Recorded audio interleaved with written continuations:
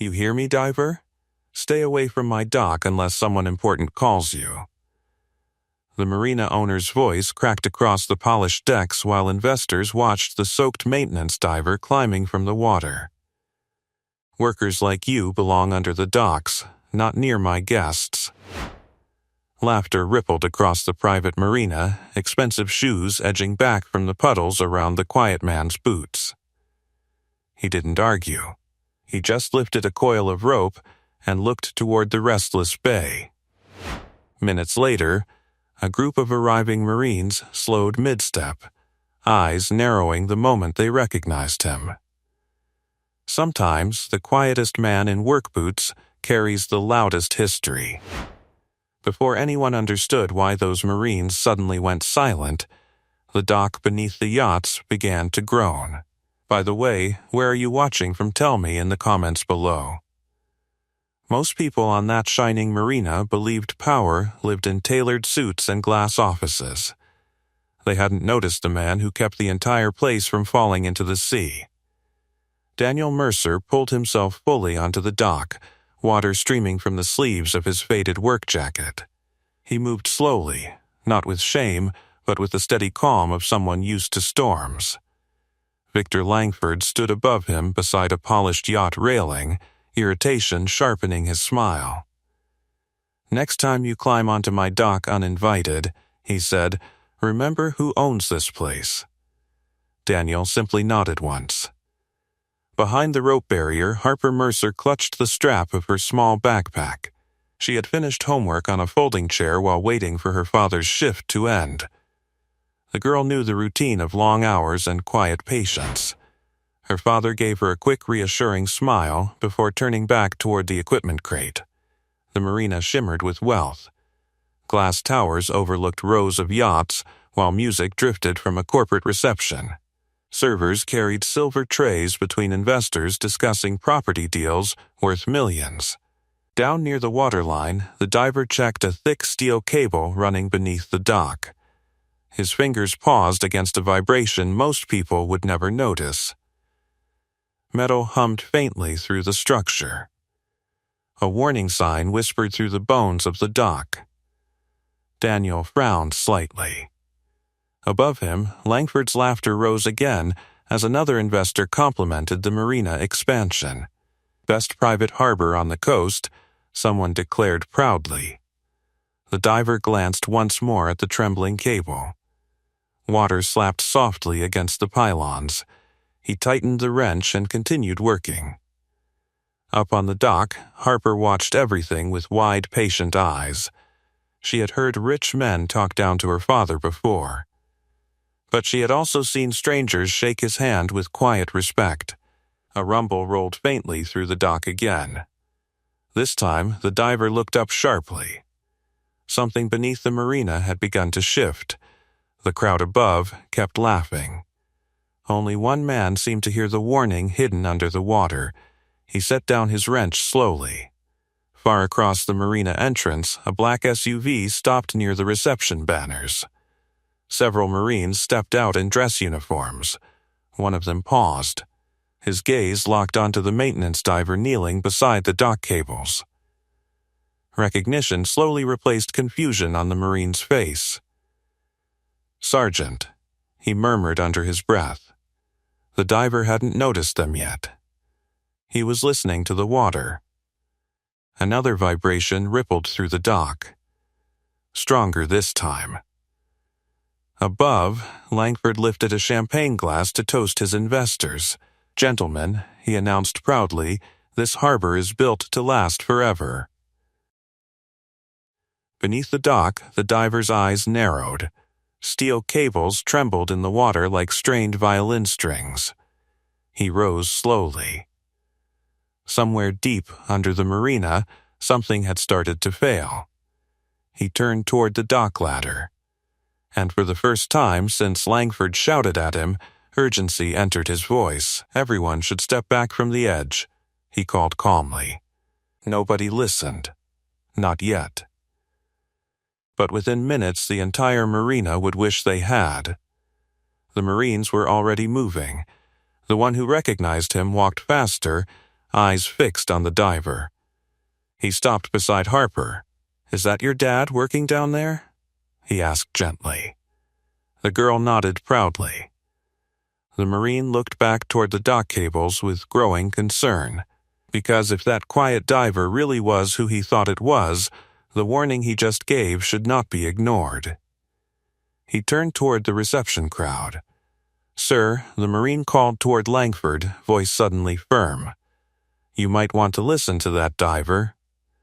Langford scoffed loudly. But beneath the dock the cables groaned again, and the water around the pylons began to churn. The diver looked up once more. This time he didn't wait for permission. He grabbed his diving mask and moved toward the ladder. Because whatever was happening beneath that marina had just begun. They would soon learn. The diver was already halfway down the ladder when the first sharp crack echoed through the marina. Several investors stopped mid-conversation. A glass slipped from someone's hand and shattered across the polished dock boards. Daniel dropped the last few feet into the water without hesitation. Cold waves closed around him while the marina lights shimmered above like broken gold. From the surface, the dock still looked perfect. Below it, the truth was very different. Steel support cables stretched tight between the pylons, vibrating under immense pressure. One of the underwater brackets had shifted nearly 3 inches, twisting the entire structure. He exhaled slowly through his regulator. Something beneath the marina foundation was giving way. If the cables snapped, the dock would collapse like a row of dominoes. Above the waterline, Victor Langford waved dismissively at the Marine who had spoken up. "Relax," Langford said loudly. "It's a floating dock. They creak all the time." The Marine's jaw tightened. Harper stood near the rope barrier, watching the water where her father had disappeared. She trusted him. Still, the long silence made her stomach twist. Back under the dock, the diver ran a gloved hand along the vibrating cable. His mind mapped the entire marina layout automatically. Weight distribution, anchor points, stress lines. This wasn't random damage. The new expansion wing had shifted the balance of the entire structure. Too much weight on one section. One failure would cascade into dozens. Daniel kicked toward the central pylon, checking the weld joints. The metal plate had cracked clean across. A slow breath left him. That explained the vibration. Above him, the celebration continued. Music played. Champagne glasses clinked. Langford laughed with his investors. "Trust me," he said confidently, "this marina is engineered better than any harbor in the country." The Marine who had recognized Daniel wasn't listening anymore. Staff Sergeant Marco Ruiz had served 8 years in the Marines. He knew the look of someone calculating danger, and he knew exactly where he had seen that diver before. Ruiz stepped closer to the water's edge. Another faint shudder moved through the dock. This time several people felt it. "What was that?" someone asked. Langford rolled his eyes, the tide shifting. Beneath the water, Daniel saw the second cable begin to fray. Thin strands of steel snapped with quiet metallic pops. His heartbeat slowed. Not panic. Focus. If that cable failed, the yacht pier would drop several feet instantly. Anyone standing near the edge would fall straight into the collapsing framework. He surfaced beside the ladder and pulled off his regulator. "Everyone needs to move away from the dock," he called calmly. Langford turned with obvious annoyance. "Excuse me?" "This section is under stress," Daniel continued. "Too much load on the pylons," one of the investors chuckled. "You're getting engineering advice from the maintenance diver now?" Laughter rippled again. Langford stepped closer to the edge. "You're here to clean barnacles off my docks," he said sharply. "Not lecture my guests." The diver looked at him evenly. "I'm telling you what's about to happen." Langford smirked. "What's about to happen is you finishing your shift quietly." Ruiz stepped forward. "Sir, maybe we should," Langford cut him off. "And who are you?" "Staff Sergeant Marco Ruiz," Langford waved dismissively. "Good for you." The Marine glanced back at Daniel. Recognition flickered stronger now. He leaned closer to the water. "Mercer," Ruiz said carefully. The diver paused. Ruiz's voice dropped. "Captain Mercer?" For a moment the sounds of the marina faded. Daniel looked up slowly. Their eyes met. Recognition passed between them like a silent signal. Ruiz straightened instantly. The respect in his posture was impossible to miss. Behind him, several other Marines had begun walking toward the dock. Langford noticed the sudden shift. "What's going on?" he demanded. Ruiz didn't answer. He was watching the water again. Because the dock had just moved. Not creaked. Moved. A low grinding noise rose from beneath the planks. Harper stepped back instinctively. Daniel grabbed the ladder rail. "Everyone off the dock," he said again. His voice hadn't gotten louder. But it had changed. Authority settled into the words, the kind that made trained soldiers react before thinking. Ruiz turned sharply toward the crowd. "You heard him," the Marine barked. "Step back from the edge." Some people hesitated. Others laughed nervously. Langford scoffed. "This is ridiculous." The diver looked at him once more. "If that cable snaps," he said quietly, "your entire dock drops 6 feet." Langford folded his arms. "You expect me to believe that?" A metallic twang echoed beneath the dock. Sharp, violent. The water churned suddenly around the pylons. Daniel's eyes locked onto the central support beam. The fraying cable had just lost another strand. Ruiz's voice cut across the marina. "Move away from the dock." Panic finally rippled through the crowd. People stepped back. Servers abandoned trays. Investors stumbled toward the reception platform. Langford hesitated only a second. Then the entire dock lurched. A deafening snap exploded beneath the water. One of the main support cables had finally broken. The pier dropped several inches instantly. Screams erupted across the marina. And Daniel Mercer was already diving back under the collapsing structure. By the way, if you're enjoying this story so far, hit subscribe so you don't miss what happens next, because what's coming will change everything for everyone standing on this dock. The moment the cable snapped, the dock shuddered like a living thing trying to tear itself free from the sea. People stumbled backward. Champagne glasses rolled across the planks. One of the smaller yachts slammed against the pier with a violent crunch that silenced the entire marina. Daniel disappeared beneath the surface just as the water erupted around the pylons.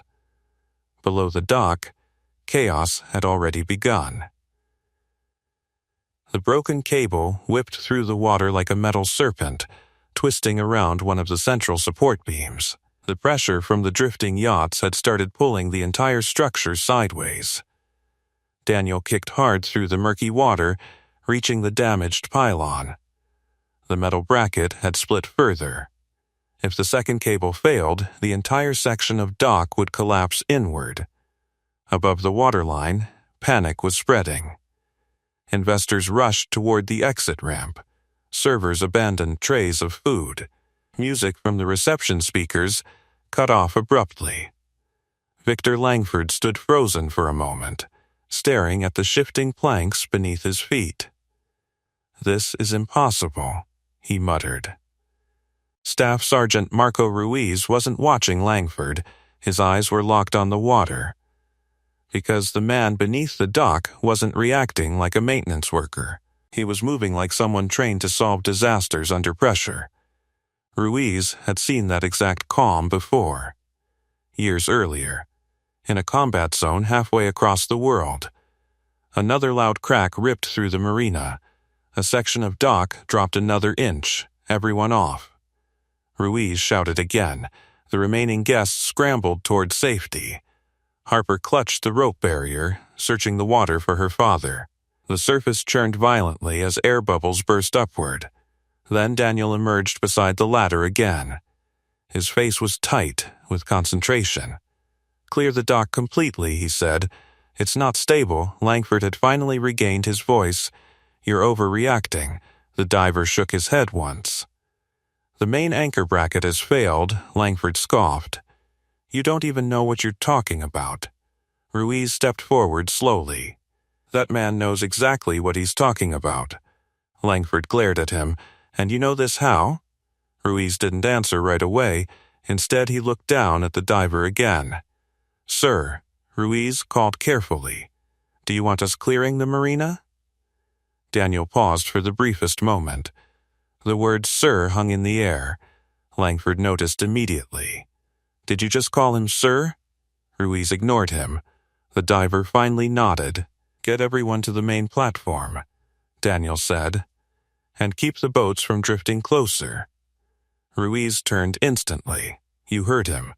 He shouted to the other Marines approaching the dock. 2 Marines ran toward the mooring lines. Another began directing people away from the unstable pier. Langford stared at them in disbelief. You're taking orders from a diver now? Ruiz turned back slowly. His expression had hardened. No, he said calmly. I'm taking advice from someone who saved my entire unit once. Langford blinked. What?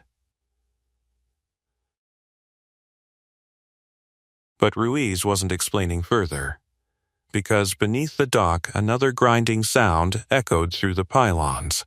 The diver had already gone under again. Below the surface, Daniel reached the damaged bracket and inspected the broken weld. The crack had widened. Water pressure and boat movement were forcing the support beam sideways. He needed to stabilize it immediately. His mind calculated distances and weight loads automatically. Years of training resurfaced without effort. He swam toward the twisted cable and grabbed it firmly. The steel line trembled violently in his hands. Above the water, Harper watched anxiously. Ruiz stepped beside her. Your dad's got this, he said gently. The girl nodded. I know. Ruiz looked down at her. You know, she shrugged. He fixes everything. The Marine smiled faintly. That sounded exactly like the man he remembered. Back on the dock, Langford was growing increasingly irritated. This entire situation is ridiculous, he snapped. We have engineers for this marina. Ruiz didn't even glance at him. They're not here. Langford gestured angrily toward the water. And he is? Ruiz folded his arms. You're lucky he is. Langford scoffed again. You act like he's some kind of hero. Ruiz looked at him directly now. He is. Langford opened his mouth to respond. Then the dock dropped again. Hard, a loud scream erupted from the far end of the pier. One of the teenagers from the investor families had been leaning over the railing. The sudden shift sent him sliding straight across the wet planks. His foot slipped between 2 broken boards. Before anyone could react, the wood splintered beneath him. The teenager plunged straight through the collapsing section of dock. Water exploded upward as he vanished below the surface. Ethan! Langford screamed. For the first time that night, pure panic shattered the arrogance in his voice. Ruiz moved instantly. But he stopped at the edge of the broken boards. The entire structure was still collapsing. Anyone who jumped from there could be crushed. Harper gasped. The water churned violently around the pylons. Then suddenly, a dark shape shot upward beneath the surface. Daniel Mercer surged through the water like a torpedo. His hand grabbed the sinking boy's jacket before the broken beams could trap him below. Above the dock, Ruiz exhaled sharply. Yeah, he murmured quietly. That's exactly the man I remember. The boy's head broke the surface with a choking gasp as the diver hauled him upward. Water exploded around them while broken boards drifted across the churning marina. Daniel locked one arm around Ethan Langford's chest and kicked hard toward the ladder. Above them, Victor Langford dropped to his knees at the edge of the damaged pier. Ethan, he shouted, voice cracking. Hold on. The dock groaned again. Another plank snapped loose and slid into the water. Ruiz moved fast, grabbing a life ring from the emergency post and tossing it toward them. "Catch!" The diver ignored it. His focus was on keeping the boy's head above the water while the unstable dock shifted overhead. Ethan coughed violently. I can't feel my leg," the teenager wheezed. Daniel glanced down quickly. The boy's foot was still tangled in a twisted length of metal cable beneath the surface. If the structure shifted again, the cable could drag him under. The diver took a slow breath. "Listen to me," he said calmly. "Stay still. I've got you." Above them, Langford was pacing wildly. "Why isn't anyone pulling them out?" he yelled. Ruiz grabbed the marina ladder and leaned down. "They're pinned," the Marine shouted back. "If we pull wrong, we'll tear the kid's leg apart." Langford froze. For the first time that night, the wealthy developer looked completely helpless. His eyes darted across the marina. Investors stood back in stunned silence. Security guards hovered uselessly near the entrance. None of his power meant anything right now. Below the dock, Daniel took another breath and dove under. Cold water swallowed him instantly. The cable wrapped around Ethan's ankle had tightened when the dock shifted. One wrong move could pull the entire beam loose. He studied the structure carefully.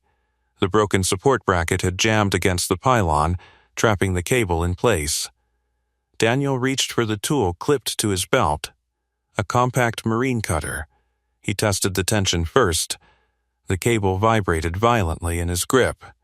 Above the surface, Ruiz watched the water with narrowed eyes. "He's cutting it," the Marine said quietly. Langford looked at him desperately. "Then why isn't he coming up?" Ruiz didn't answer. "Because the diver hadn't cut yet." Daniel surfaced again beside Ethan. "Your foot's trapped in a tension cable," he said calmly.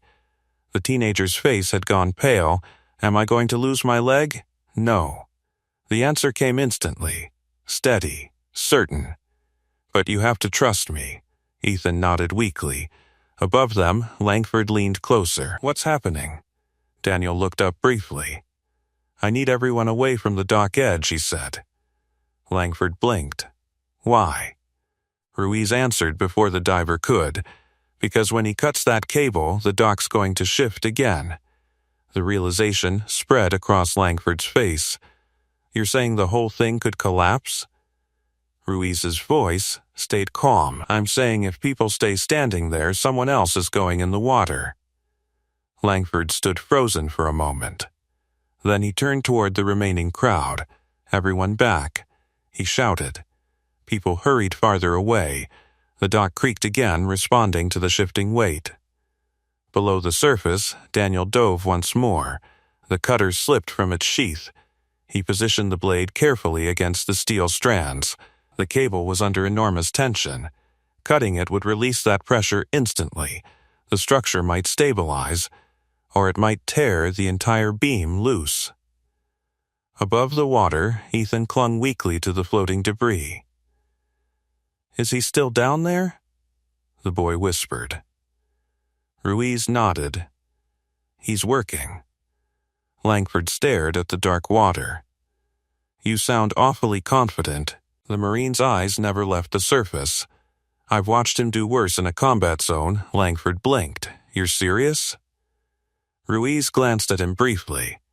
"Sir, the last time I saw that man working underwater, he was defusing explosives while our entire unit was pinned down." Langford stared at the water in stunned silence. A burst of bubbles suddenly erupted beside Ethan. Daniel surfaced again. "Everyone clear?" he asked. Ruiz nodded. "Dock's empty." The diver placed a steady hand on Ethan's shoulder. "When you feel the cable release," he said quietly, "kick straight up." The teenager swallowed hard. "Okay." Daniel took one more breath and dove. The cutter bit into the steel cable. Strand by strand began snapping. The tension in the line screamed through the water. Above the surface, Ruiz took a step back.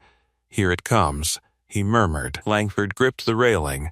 The final strand gave way. The cable snapped loose with explosive force. The entire dock lurched sideways. Water surged violently around the pylons, but the twisted beam finally shifted away from Ethan's trapped leg. Daniel shot upward instantly, grabbing the boy and pushing him toward the ladder. Ruiz leaned down and grabbed Ethan's arm. Got him. With one powerful pull, the Marine hauled the teenager onto the dock. Langford rushed forward and grabbed his son. "Ethan, are you hurt?" The boy coughed water but managed a weak shake of his head. Behind them, Daniel pulled himself out of the water again. The marina had gone completely silent. Investors stared at him. Security guards stared at him. Even Langford slowly turned. For a moment, nobody spoke. Then Ruiz stepped forward. His posture straightened instinctively, and in front of everyone watching, the Marine saluted the soaked maintenance diver. The salute froze the entire marina. Dozens of investors stood silent on the reception platform, their expensive shoes still damp from the water that had splashed across the dock. Victor Langford looked from the Marine's raised hand to the soaked maintenance diver standing beside the ladder. For a moment he said nothing.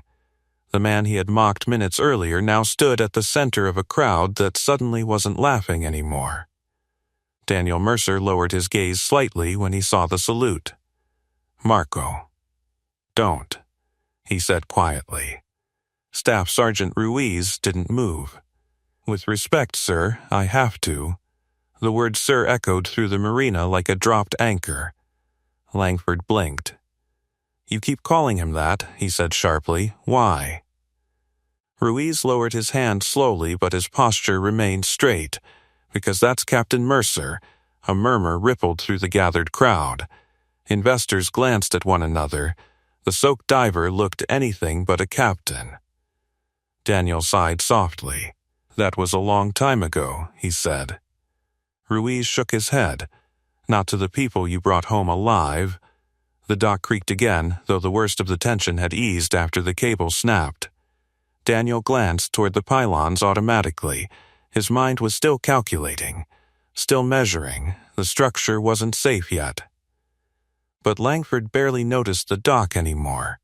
His attention had locked entirely onto the diver. "You're telling me," Langford said slowly, "this man used to be an officer?" Ruiz gave a short nod.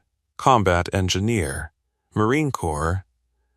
Several of the other Marines had now reached the dock as well.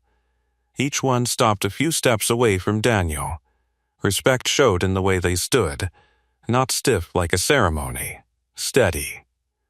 The kind of respect soldiers give someone who once led them through danger. Langford stared at the diver's worn jacket, at the scuffed boots, at the modest tool belt hanging at his side. "That's ridiculous," Langford muttered. Daniel ignored the comment. Instead, he crouched beside the dock boards and pressed his hand against the wood.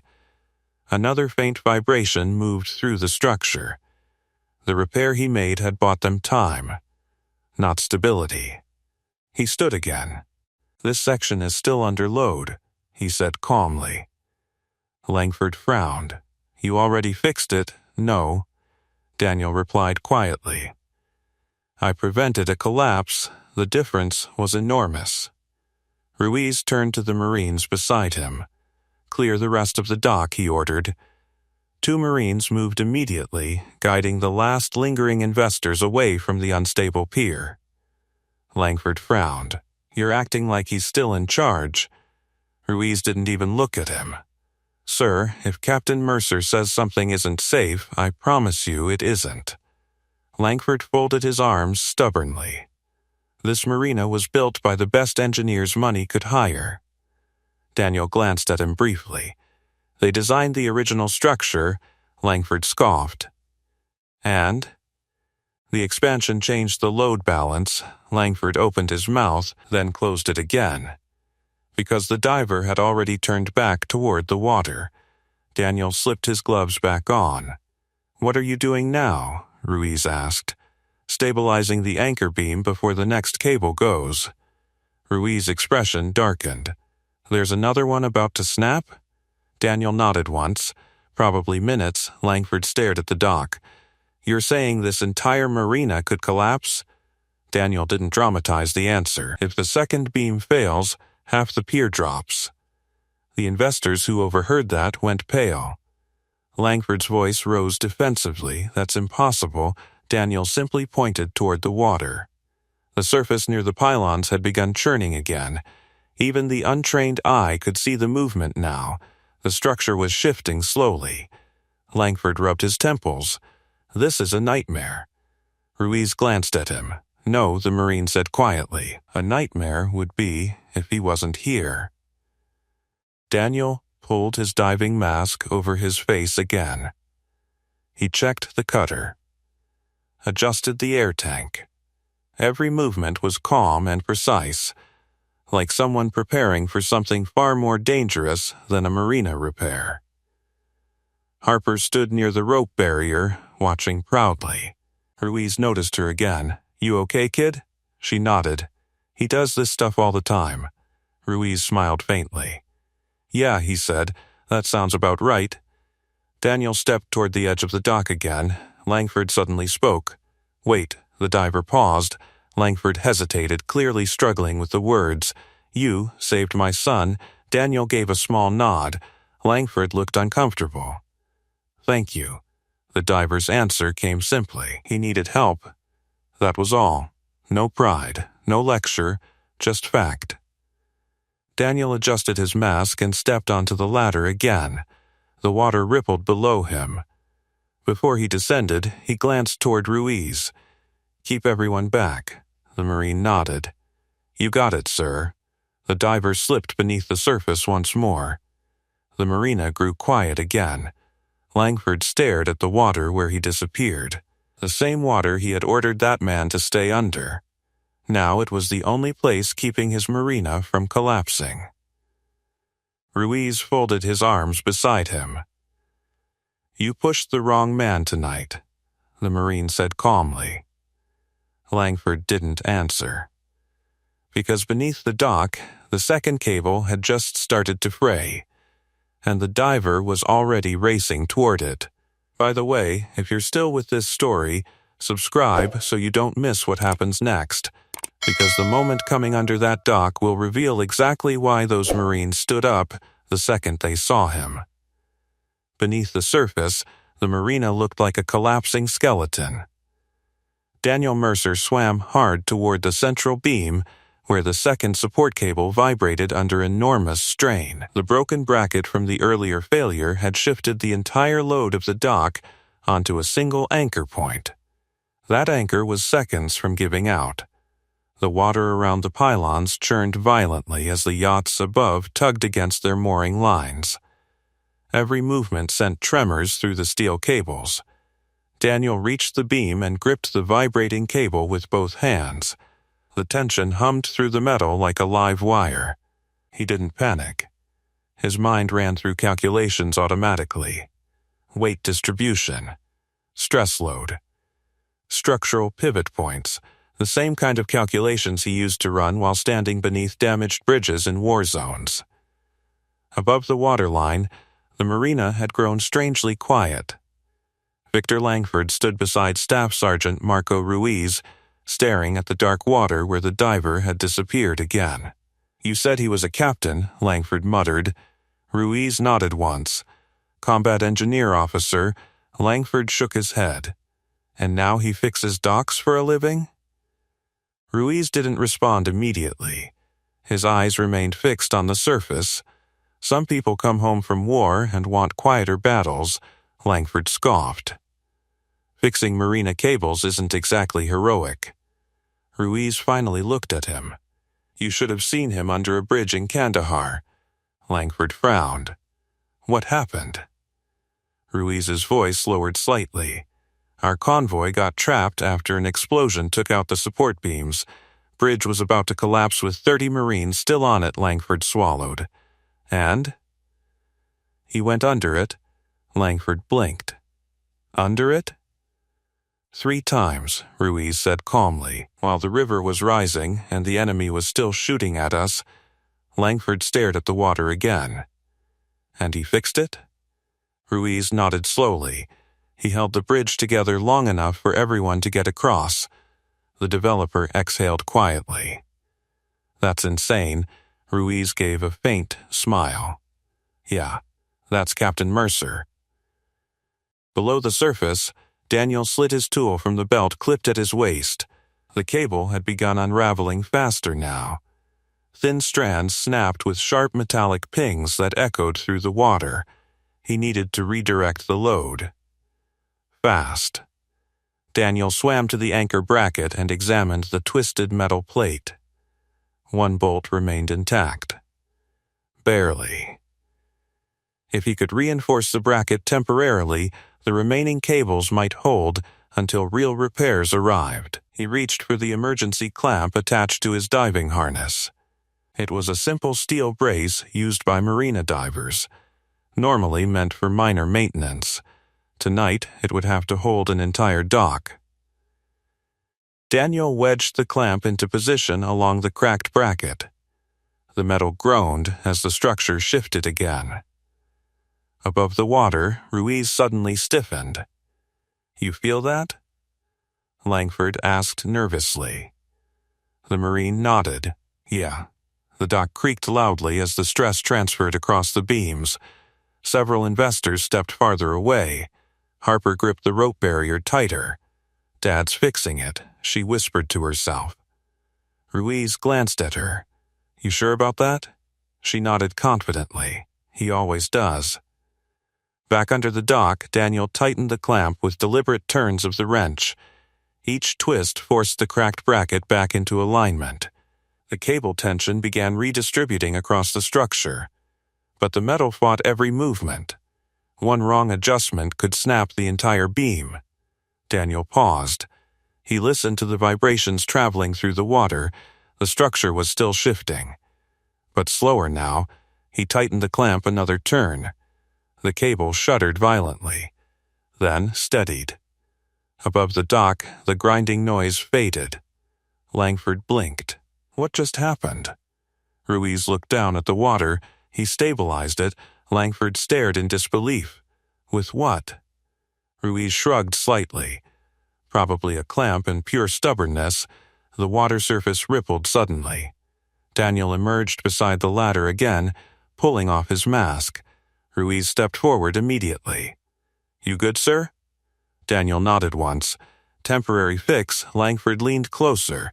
"You mean it's over?" Daniel climbed onto the dock slowly. Water streamed from his jacket as he removed his gloves. "It's stable for now." Langford exhaled loudly with relief. Thank God. But Daniel didn't relax. His eyes moved across the marina, the expansion wing, the heavy yachts, the strain points along the pylons. Ruiz noticed the expression immediately. "What's wrong?" Daniel looked back at the water. "The dock isn't the real problem," Langford frowned. "What do you mean?" Daniel pointed toward the far end of the marina, where the newest section of pier extended into deeper water. "That expansion is pulling the entire structure sideways." Langford's stomach dropped. "You're telling me the whole marina could still collapse?" Daniel nodded quietly. "If the anchor system fails," Langford's voice rose again. "So fix that too." Daniel looked at him steadily. "It's not a quick repair." Langford gestured toward the dock. "You just saved half the marina in 10 minutes. Daniel shook his head slowly. "That was damage control." Ruiz crossed his arms. "So what happens if the anchors fail?" Daniel answered calmly. "Every dock connected to this section goes down." Langford looked across the marina. Rows of luxury yachts, millions of dollars floating on unstable water, and investors watching everything unfold. His voice dropped. "You're saying my entire harbor is one bad cable away from sinking?" Daniel glanced back toward the ladder. "Yes." The developer stared at him. "And you're the only one here who knows how to stop it." Daniel didn't respond right away. Instead, he slipped his diving mask back into place. Because beneath the marina, the real problem had just started moving. The marina had never been this quiet. Even the wind seemed to pause over the water. Daniel stood beside the ladder, rolling his shoulders slowly as he checked the pressure gauge on his tank. The temporary clamp beneath the dock had bought them time, but not much. He could still feel the structure shifting beneath his boots. Small tremors, warning tremors. Victor Langford paced near the reception platform, running both hands through his hair. The polished confidence that had filled his voice earlier was gone now. What exactly needs to be done? He demanded. Daniel didn't look up immediately. He adjusted the straps on his tank, testing the weight distribution. The expansion anchors are pulling the main pylon sideways, he said calmly. If they keep drifting, the entire marina frame will twist. Langford frowned. So tighten them. Ruiz gave a small, humorless laugh. It's not a loose bolt, sir. Daniel finally looked up. The anchors are buried 40 feet down, he explained. Each one weighs nearly 2 tons. Langford stared at him. And they're failing? They're shifting. Langford's stomach tightened. And if they break loose? Daniel answered simply. The docks collapse inward. Ruiz glanced out across the water. That expansion wing stretched almost 100 yards into the harbor. If the anchors slipped, every connected pier would fold like a collapsing ladder. Several of the Marines had begun quietly helping marina staff secure the yachts. Heavy ropes creaked as boats were repositioned farther from the unstable section. The entire harbor now revolved around one diver. Harper stood near the rope barrier again, hugging her backpack. Ruiz crouched beside her. You holding up okay? She nodded. He's thinking. Ruiz smiled faintly. That's a good sign. Why? Because when he stops thinking, Ruiz said quietly, that's when things get scary.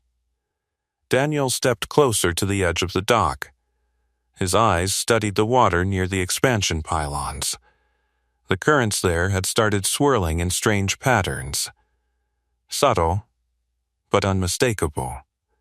The anchor chain beneath the mud had begun dragging. He turned back to Langford. Your expansion contractor didn't compensate for tidal shift. Langford blinked. What? Daniel pointed toward the deeper section of harbor. The tide pulls harder there. Over time, it drags the anchors sideways. Langford shook his head. That's impossible. The engineers approved everything. Daniel shrugged slightly. Then they approved the wrong math. Ruiz crossed his arms, watching the water. So how do we fix it? Daniel's eyes moved back toward the pylons again. We stop the drift. Langford leaned closer. And how exactly do you stop 2-ton anchors from drifting? Daniel reached down and picked up a thick coil of marine chain from the equipment crate. We reinforce the anchor lines. Langford blinked again. With what? Daniel lifted the chain slightly. This. Ruiz nodded slowly. You're going to lock the expansion anchors back into the main pylons. Daniel met his gaze. Exactly. Langford looked between them. You two are talking like this is normal. Ruiz chuckled softly. For him it probably is. Daniel clipped a heavy steel hook onto the end of the chain. Once the anchors are tied back into the frame, the stress redistributes. Langford frowned. And if it doesn't work? Daniel met his eyes calmly. Then the marina collapses anyway. The blunt honesty made several nearby investors shift nervously. Ruiz looked at the chain in Daniel's hands. That's a lot of weight to handle underwater, Daniel shrugged. Better than letting the dock fold, Ruiz stepped closer. Need help? Daniel shook his head. One diver's safer. Too many bodies down there increases the load. Ruiz nodded reluctantly. Fair point. Langford rubbed his temples again. This whole situation is insane. Daniel clipped the chain to his harness.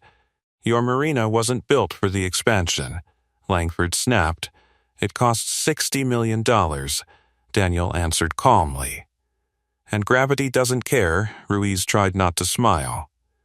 The wind shifted across the harbor, pushing small waves against the pylons. The water near the expansion pier churned harder now. Even the investors could see it. Langford followed Daniel toward the ladder. "You're seriously going down there again?" Daniel nodded. "This time, I'm locking the anchors." Langford looked toward the restless water. "And if something shifts while you're down there?" Daniel paused briefly. Then he gave a quiet shrug. "Then I move faster." Harper walked closer, stopping beside her father. "Be careful," she said softly. Daniel knelt slightly so their eyes met. "Always am." She hugged him quickly before stepping back. Ruiz watched the moment with quiet respect. Langford noticed it too. For the first time that night, the marina owner looked almost ashamed. The man he had mocked earlier was now the only reason his son was alive, and the only person standing between his fortune and the ocean floor. Daniel pulled his diving mask over his face again. The chain clinked softly against the ladder as he stepped down. Ruiz leaned toward the edge. "You've got eyes on the surface, sir." Daniel gave a small thumbs up before disappearing beneath the water. The harbor swallowed him once more. For several seconds, no one spoke. Then Langford exhaled slowly. That man is either incredibly brave or completely insane. Ruiz folded his arms and stared into the dark water. "No," the Marine said quietly.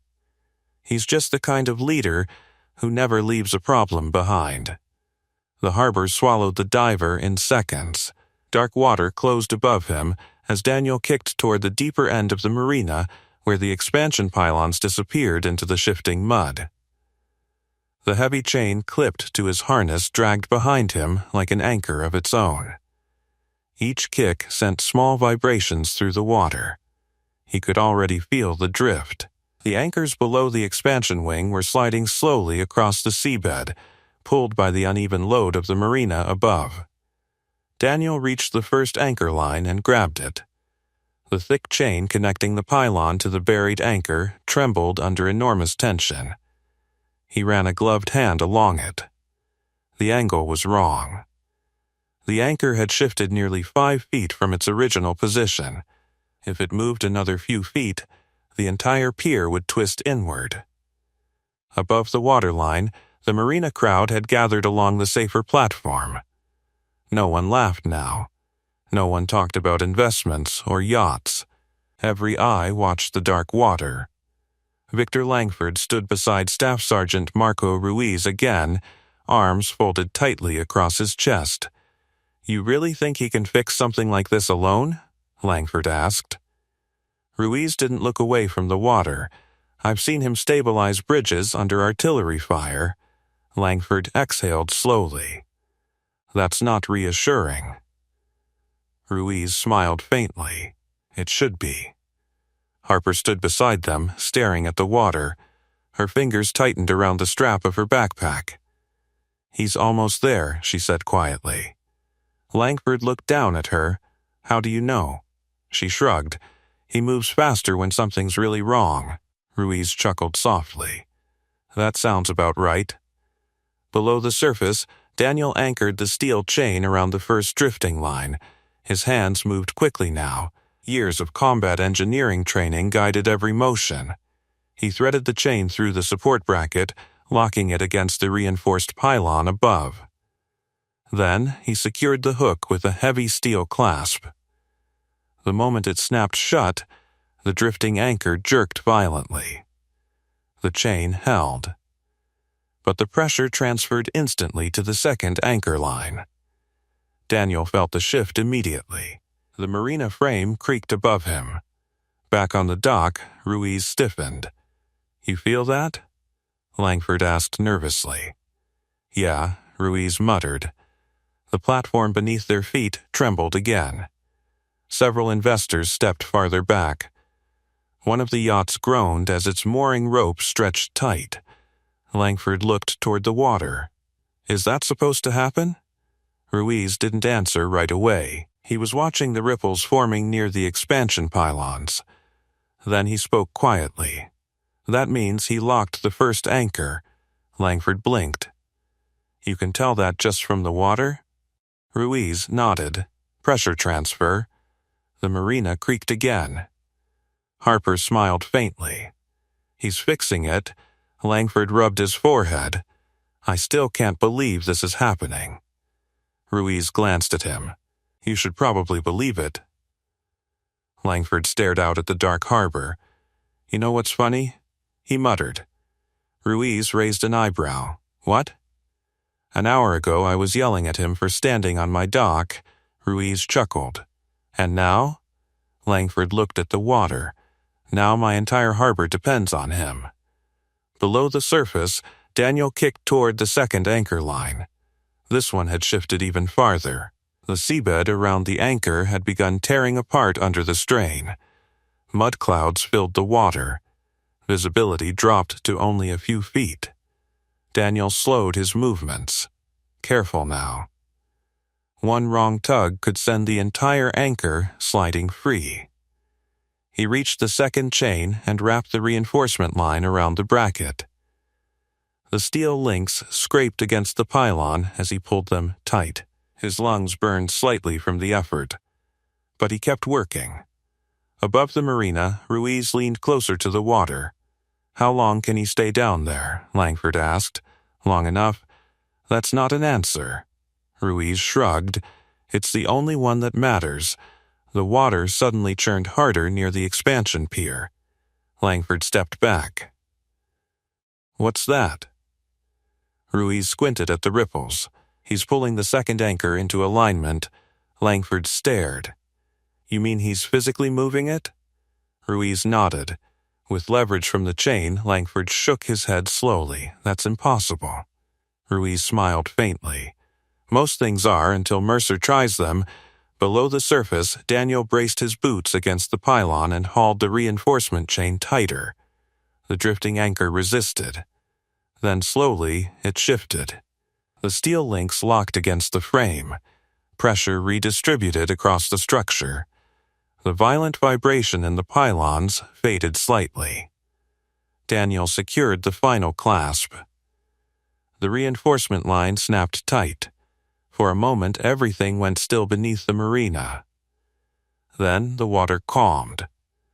Above the surface, the creaking stopped. The yachts settled gently against their moorings again. Ruiz exhaled slowly.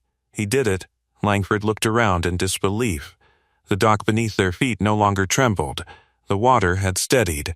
After a few seconds, bubbles rose beside the ladder. Daniel surfaced again and pulled off his mask. Langford stared at him. Is it stable? Daniel climbed onto the dock slowly, water streaming from his jacket. For now, Langford ran both hands over his face. I don't even know what to say. Daniel simply removed the chain from his harness.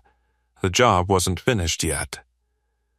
And somewhere beneath the marina, one final weak point was still waiting.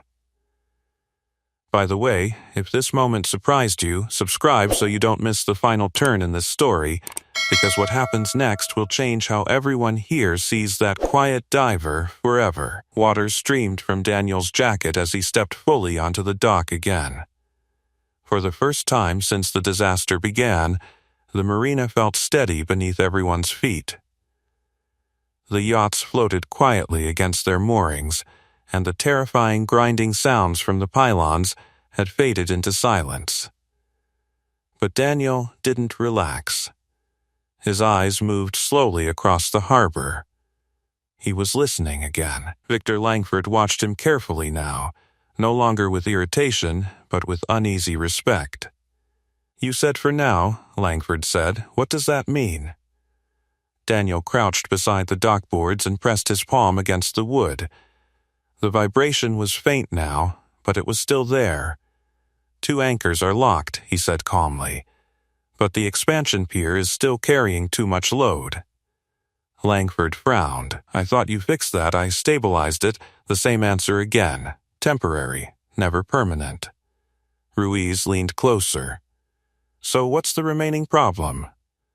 Daniel stood and pointed toward the farthest section of the marina. The newest pier. the one extending furthest into deep water. That section is still pulling the frame outward, he explained. Langford followed his gaze. That's where most of the yachts are docked, Daniel nodded. Too much weight, Langford turned back quickly. You're saying we have to move them? Daniel answered simply. Yes, Langford blinked. Those boats belong to investors. Ruiz raised an eyebrow. And? Langford hesitated. They're worth millions. Daniel's voice stayed calm. And if the pier fails, they'll sink. The words settled heavily over the dock. Several investors nearby had heard everything. One of them stepped forward nervously. You're saying our boats aren't safe? Daniel met his gaze. Not where they are. Langford groaned under his breath. This night just keeps getting better. Ruiz folded his arms. Well, at least we know the solution. Langford rubbed his temples. Move the yachts, Daniel nodded. Now, Langford looked around the marina. Crew members were already standing near several vessels, waiting for instructions. He hesitated.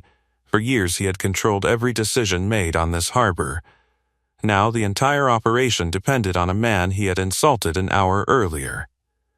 Langford exhaled slowly. All right, he said. Move them. Ruiz turned immediately. You heard him. The Marine called out. Marina workers rushed toward the boats. Engines roared to life as captains scrambled to reposition their vessels. Daniel watched carefully. The weight distribution across the marina began changing with each departing yacht. Slowly, gradually. But the structure still creaked under pressure. Ruiz noticed Daniel's expression. That not enough? Daniel shook his head slightly. The final anchor still hasn't reset. Langford looked confused. I thought you secured them. 2 of them. Langford's stomach tightened again. There's a third? Daniel nodded toward the deepest end of the harbor. That one's buried under the expansion platform. Langford stared. You're telling me there's still another weak point?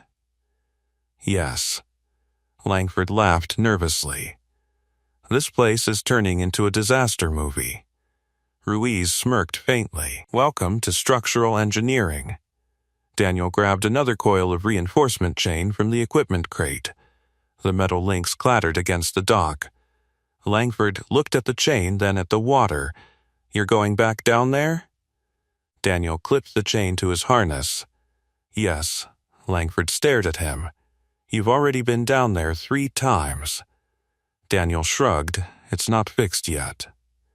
Ruiz stepped closer. You sure you've got enough air? Daniel checked the pressure gauge quickly. Enough for one more dive. Langford shook his head slowly. I can't believe this. He looked out across the harbor. The yachts were slowly pulling away from the unstable pier now. Crew members shouted instructions across the water. Emergency lights reflected off the waves, all of it, balanced on the work of one diver. Langford turned back toward Daniel. I owe you an apology. Daniel paused briefly. For earlier, the diver didn't respond right away. He simply adjusted the straps on his tank. Langford continued. I judged you. Daniel met his eyes calmly. That happens. Langford looked almost embarrassed. I didn't know who you were. Daniel shook his head slightly. That didn't matter. Ruiz smiled faintly. The captain hadn't changed at all. He never cared about recognition, only the work. Daniel stepped toward the ladder again. The chain dragged softly behind him. Harper walked closer. You going down again? She asked quietly. Daniel knelt beside her. One more time, she hugged him quickly. Okay. Ruiz leaned over the railing as Daniel placed his mask on again. You've got the surface covered, sir. Daniel gave a small nod. Then he stepped onto the ladder. The cold harbor water rippled beneath him. Langford watched silently as the diver descended once more into the darkness below the marina. The final anchor waited somewhere beneath the expansion pier. And if it failed before Daniel reached it, everything he had just saved could collapse all over again. The harbor swallowed him again. Daniel kicked downward through the dark water, the heavy reinforcement chain dragging behind him like a metallic shadow. The deeper section of the marina was colder, murkier, the light from above fading into a dim green haze. Somewhere beneath the expansion pier, the final anchor was slipping. He could feel it. The current was stronger here, swirling in slow, violent circles around the pylons. Mud clouds rolled across the seabed where the anchor had already begun tearing loose from its original position. Daniel reached the pylon and followed the chain downward. There. The anchor line had twisted sharply against the base of the support beam. The massive steel anchor itself had shifted sideways, half buried in churned mud. One more hard pull from the weight of the marina above, and the entire anchor would slide free. Daniel wrapped one arm around the pylon and examined the situation quickly. If that anchor broke loose, the entire expansion pier would pivot inward. Every dock attached to it would collapse like falling dominoes. Above the surface, the marina had grown eerily quiet again. Victor Langford stood beside Ruiz, staring at the dark water with tight anxiety. "How long has he been down there?" Langford asked. Ruiz glanced at his watch. "About 2 minutes." Langford rubbed the back of his neck nervously. "That doesn't feel very reassuring." Ruiz kept watching the water. "You get used to it." Langford scoffed softly. "I doubt that." Nearby, the final yachts were finishing their repositioning. Engines hummed as captains eased their vessels away from the unstable expansion pier. The weight on the marina had begun to shift again. Ruiz noticed the water near the pylons ripple strangely. "Something's happening," he muttered. Langford leaned closer. "Good or bad?" "Depends how the captain handles it." Below the waterline, Daniel looped the reinforcement chain around the anchor shaft. The metal scraped loudly against the seabed as he tightened the line. Mud exploded upward, turning the water almost black. He braced his boots against the pylon and pulled hard. The anchor resisted. 2 tons of steel buried in shifting seabed did not move easily. But Daniel wasn't trying to pull it free. He was trying to lock it in place. He secured the first clasp and tightened the chain again. The steel link snapped taut against the pylon. The anchor jerked violently. Above the water, the marina suddenly trembled. Langford grabbed the railing. "What was that?" Ruiz's eyes widened slightly. "He's shifting the anchor." Langford stared. "Underwater?" Ruiz nodded. Using the pylon as leverage, Langford shook his head in disbelief. "That's insane." The dock groaned loudly as pressure redistributed through the marina frame. Several investors stepped back again. Harper squeezed her hands together nervously. "Come on, Dad." Back under the pier, Daniel tightened the final clasp. The anchor shifted again. Mud clouds exploded outward across the seabed. The steel chain screamed under tension. Then suddenly, locked. The anchor snapped firmly against the reinforced line. The entire marina frame shuddered once more. Then it stopped moving. Above the water, the violent creaking faded. The dock steadied. The swirling current around the pylons slowly calmed. Ruiz exhaled deeply. "That's it." Langford blinked. "You mean he fixed it?" Ruiz nodded slowly. "He just reset the entire anchor system." Langford stared at the water in stunned silence. That's unbelievable." Several long seconds passed. Then a stream of bubbles rose beside the ladder. Daniel surfaced again, pulling off his mask as he grabbed the railing. Ruiz leaned forward immediately. "You all right, sir?" Daniel nodded once, breathing hard. "It's locked." Langford stepped closer. "The marina?" Daniel climbed onto the dock slowly. "Stable." Langford looked across the harbor. The water was calm now. The docks no longer creaked. The yachts floated peacefully under the marina lights. His shoulders sagged with relief. "You just saved $60 million, he said quietly. Daniel wiped water from his face. "I saved the people standing on it." Ruiz smiled. That sounded exactly like the captain he remembered. Langford looked around at the investors and staff gathered nearby. Every one of them was staring at the quiet diver, the same man who had been mocked an hour earlier. Langford stepped forward slowly. His voice carried across the marina. "Everyone, listen up." The crowd turned. Langford gestured toward Daniel. "This man just saved my marina, and my son." Murmurs rippled through the gathering. Langford took a breath. "And earlier tonight I treated him like he didn't belong here." The admission hung heavily in the air. Daniel didn't react. He simply removed his gloves and set them beside the equipment crate.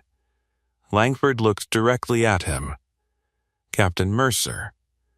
The words felt strange coming from him now. I was wrong. The marina fell silent again. But this time, the silence carried something different. Respect. The word respect hung quietly over the marina. No one laughed anymore. The same investors who had watched Victor Langford mock the diver earlier now stood in complete silence, their attention fixed on the man standing beside the equipment crate. Daniel Mercer simply wrung seawater from his gloves. The apology didn't seem to change his posture. He wasn't standing taller. He wasn't basking in the moment. He looked exactly the same as he had before the crisis began. Victor Langford noticed that immediately. Most people would have seized this moment. Most people would have reminded everyone what they had just done. But the quiet diver just kept working. Langford cleared his throat. "I owe you more than an apology," he said. Daniel glanced up briefly. "You don't owe me anything." Langford shook his head. "That's not true." Ruiz watched the exchange with a faint smile. The captain had always been like this, never interested in praise, never interested in recognition. Langford stepped closer. "You saved my son," he continued, "and you saved this entire harbor." Daniel clipped the cutter back onto his belt. It needed fixing. Langford frowned slightly. "That's all you're going to say?" Daniel shrugged. "It's the job." Langford looked around the marina again. Workers had returned to securing the remaining equipment. Investors spoke quietly among themselves, many of them glancing toward Daniel with new respect. The atmosphere had completely changed. Langford exhaled slowly. "You know something?" he said. Daniel waited. "I spent the last 10 years building this place," Langford continued, gesturing toward the glowing marina lights. "Every dock, every building, every contract." Daniel nodded slightly. "And tonight," Langford said, "a man I treated like he didn't belong here saved all of it." Daniel looked at the water again. The harbor was calm now. Moonlight reflected across the surface like polished glass. Langford rubbed the back of his neck awkwardly. "I misjudged you." Daniel answered simply. "That happens." Ruiz chuckled quietly. Langford glanced at him. "You seem amused." Ruiz shrugged. "Sir, you wouldn't be the first person to underestimate Captain Mercer." Langford shook his head. "I feel like I should have seen it sooner." Ruiz raised an eyebrow. "Seen what?" Langford gestured toward the diver. "That someone like him doesn't just appear out of nowhere." Daniel leaned against the equipment crate, listening but not interrupting. Ruiz folded his arms. "Mercer's been like this since the day I met him." Langford glanced at him. "What do you mean?" Ruiz smiled faintly. "Quiet guy. Doesn't talk much. Looks like he's just doing his job." Langford nodded slowly. "That's exactly what I thought." Ruiz tilted his head toward Daniel. Then something goes wrong. Langford waited. "And suddenly, he's the calmest man in the room," Ruiz finished. Daniel gave a small shake of his head. You're exaggerating. Ruiz laughed. Sir, you once crawled under a burning convoy truck to cut a live detonator. Langford blinked. You're kidding. Daniel shrugged. Truck wasn't going to explode if someone handled it. Ruiz smirked. Yeah, that someone just happened to be you. Langford stared at the diver again. For the first time that night, he looked genuinely humbled.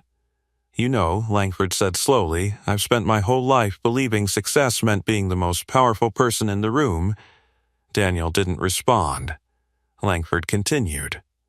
But tonight, the most powerful person here was the one nobody noticed. Daniel glanced toward Harper standing nearby. The girl was watching the conversation quietly. Langford noticed her too. That's your daughter? Daniel nodded. Harper stepped closer, hugging her backpack. Langford crouched slightly to her level. You must be proud of your dad. She smiled immediately. I always am. Langford stood again. I can see why. He turned back toward Daniel. I don't expect forgiveness, Langford said, but I do want to make something right. Daniel tilted his head slightly. Langford gestured toward the marina. This harbor exists because people work here every day, divers, mechanics, crews. Daniel nodded once. Langford continued. And I forgot that. He extended his hand. Thank you, Captain Mercer. The dock lights reflected across the water as the two men faced each other. For a moment, Daniel simply looked at the offered hand. Then he took it. Not because the apology mattered, but because the work was finished, and the harbor was finally safe again.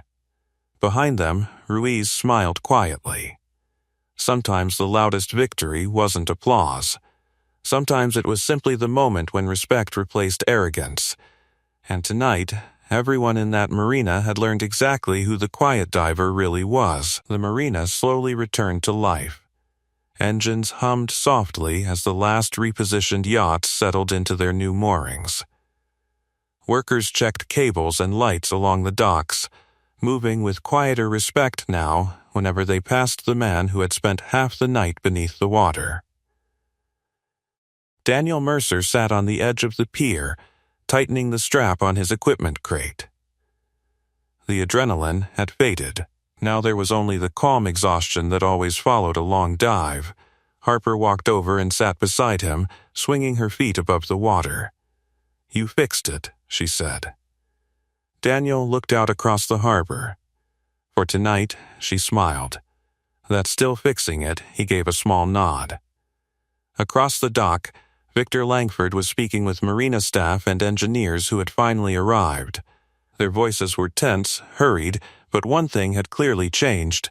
Every few minutes, Langford glanced back toward the diver. Not with irritation, with something closer to gratitude. Staff Sergeant Marco Ruiz approached the edge of the pier and leaned beside Daniel. Captain, Ruiz said quietly. Daniel groaned softly. Don't start that again. Ruiz chuckled. You know I'm not stopping. Harper looked between them. You two work together? Ruiz nodded. Your dad used to keep Marines alive in places a lot worse than this marina.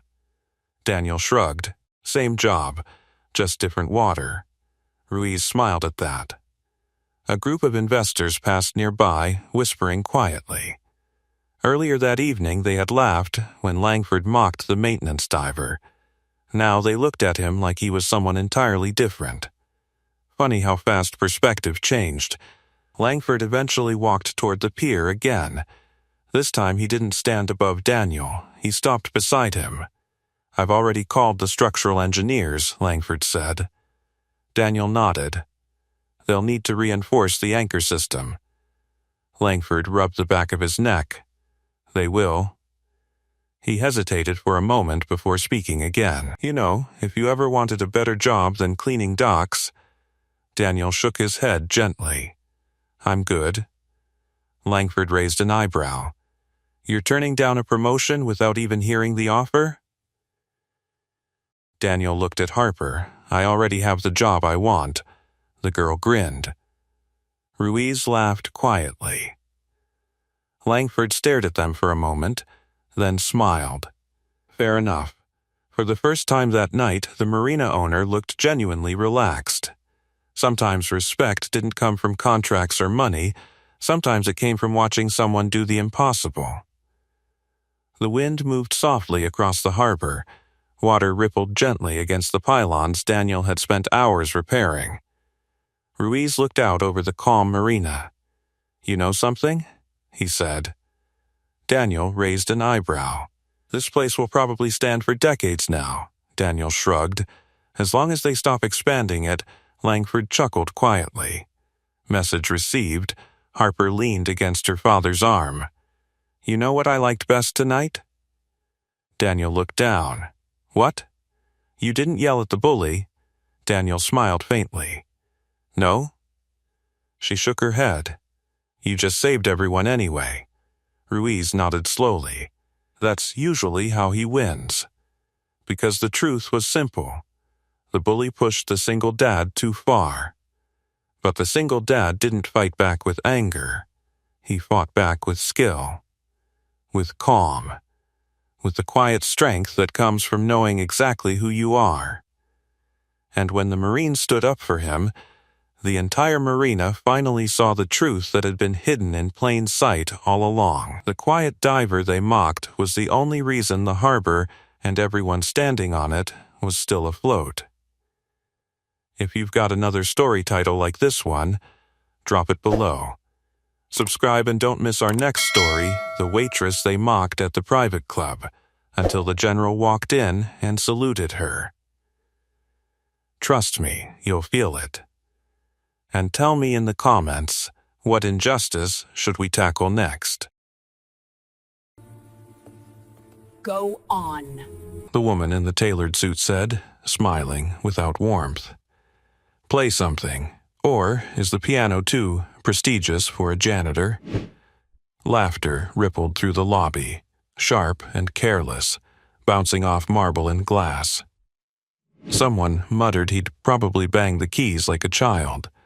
Someone else dared him to try. The janitor didn't flinch. He just nodded once and stepped forward. By the way, where are you watching from? Tell me in the comments below. Because beneath the laughter, beneath the dare, something far heavier was happening than a joke at a working man's expense. The lobby of Halden Dynamics smelled like polish and money, all lemon clean floors and filtered air. The piano sat under the chandelier like a trophy no one was allowed to touch, glossy and ceremonial, rolled out for donors and galas. It wasn't meant for hands like his. Everyone there knew that. The CEO certainly did. Veronica Hale stood with her arms folded, heels planted like she owned the ground itself, watching him as if he were a temporary stain. He didn't rush. That was the first thing that unsettled a few people. He set his mop bucket aside carefully, straightened his worn jacket, and walked toward the piano with the same calm he brought to everything else. No apology, no defiance, just steadiness. The kind that comes from surviving worse things than laughter. Ethan Calder had learned that calm the hard way. Most nights, he moved through this building unseen, cleaning up after people who never noticed the hands that erased their messes. He knew the sounds of the place better than anyone. The hum of elevators after midnight, the sigh of the HVAC when the offices went dark, the echo of his own footsteps when the power floors slept. Power never looked where he worked. That was fine. Power had never kept him warm at night or helped his daughter with her homework. The bench was cool when he sat. For a brief second, his fingers hovered above the keys and something old and sharp stirred in his chest. Not regret, memory. The weight of it pressed in, but he breathed through it like he always did. Across the lobby, Veronica's smile tightened.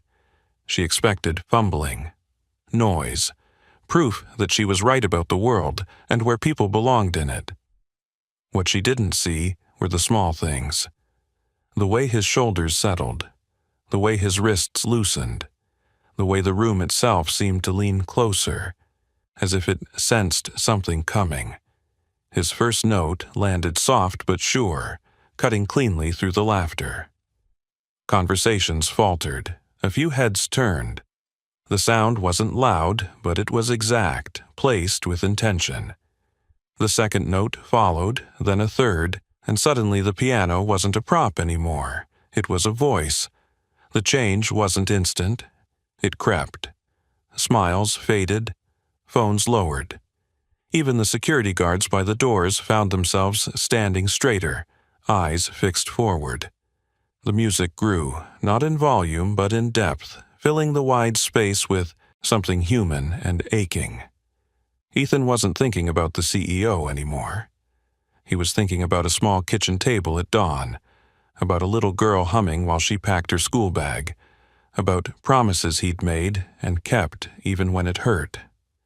His hands moved with quiet authority, years of discipline flowing back into muscles that never forgot, no matter how long they'd been denied this language. Veronica felt it before she understood it. A tightening behind her ribs, a heat behind her eyes she hadn't felt in years. She shifted, annoyed at herself, at the room, at the way the music seemed to peel back things she preferred sealed shut.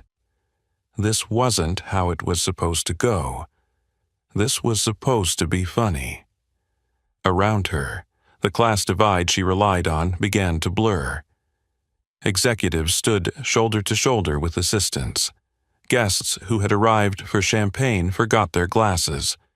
Someone near the back pressed a hand to their mouth, not laughing now but breathing shallow, as if afraid to break the spell. Ethan played on, each phrase measured, each pause deliberate. He didn't perform for approval. He played because it was the truth, and the truth, once spoken, had its own gravity. Somewhere in the building, an elevator chimed. No one moved to answer it. By the time his hands slowed, by the time the final note lingered and faded into the high ceiling, the lobby was no longer a place of mockery. It was a place of reckoning.